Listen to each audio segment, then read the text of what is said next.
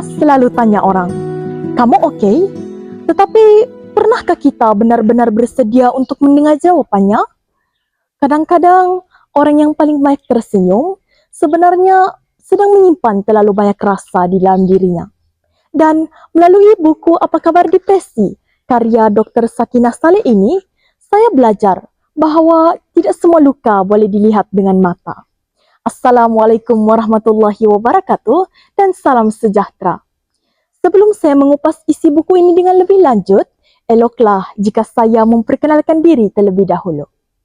Dipetik nama daripada seorang kekasih Tuhan yang sentiasa sabar dalam menghadapi cabaran kehidupan.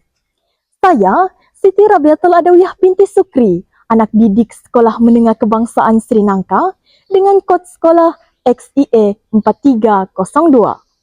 Hari ini, saya ingin berkongsi tentang sebuah buku yang sangat menarik dan dekat dengan kehidupan masyarakat masa kini, yaitu buku Apa Kabar Depresi, karya Dr. Sakinah Saleh yang mengandungi 184 halaman bercetak.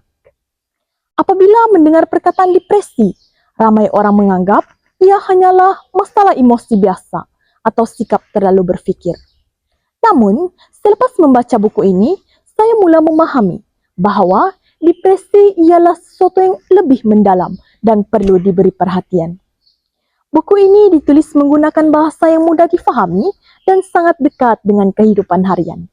Walaupun topiknya berkaitan kesihatan mental, penulis menyampaikan isi dengan cara yang lembut, tenang dan menyentuh hati pembaca. Apa yang paling menarik perhatian ialah buku ini bukan sekadar menerangkan maksud depresi, tetapi turut mengajar bagaimana seseorang boleh memahami emosi, mengurus tekanan dan membantu orang di sekeliling yang mungkin sedang berjuang secara diam-diam. Antara petikan yang saya sangat suka dari buku ini ialah kesihatan tidak semestinya datang daripada ubat. Selalunya, ia hadir dari ketenangan fikiran, kedamaian hati, ketenangan jiwa, serta kebahagiaan dan kasih sayang yang mewangi.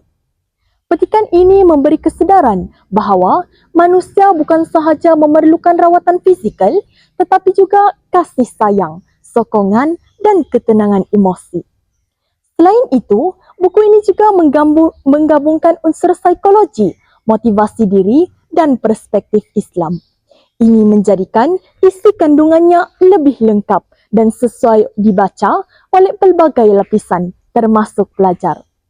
Pada pendapat saya, pelajar sangat digalakkan membaca buku ini kerana ramai remaja hari ini sebenarnya berhadapan dengan tekanan seperti masalah pelajaran, keluarga, persahabatan, dan keyakinan diri.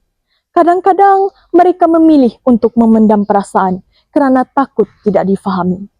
Melalui buku ini, kita belajar bahawa seseorang yang kelihatan ceria belum tentu benar-benar bahagia.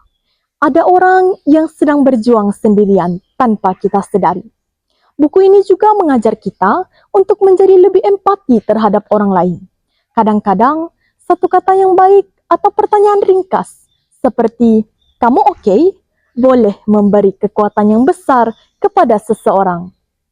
Selain itu, isi kandungan yang penuh pengajaran, buku ini juga sangat mudah dibaca kerana penyampaiannya yang santai dan tidak terlalu berat. Sebab itu, saya merasakan buku ini sesuai untuk semua peringkat umur. Secara keseluruhannya, saya sangat mengesyorkan buku Apa Kabar Depresi untuk dibaca. Kerana buku ini bukan sahaja memberi ilmu tentang kesihatan mental, tetapi juga membuka mata kita tentang pentingnya memahami diri sendiri dan orang lain. Buku ini mengingatkan kita bahawa menjaga kesihatan mental bukan tanda kelemahan, tetapi tanda bahawa kita menghargai diri dan kehidupan. Sekian, wabillahi taufiq wal hidayah. Wassalamualaikum warahmatullahi wabarakatuh.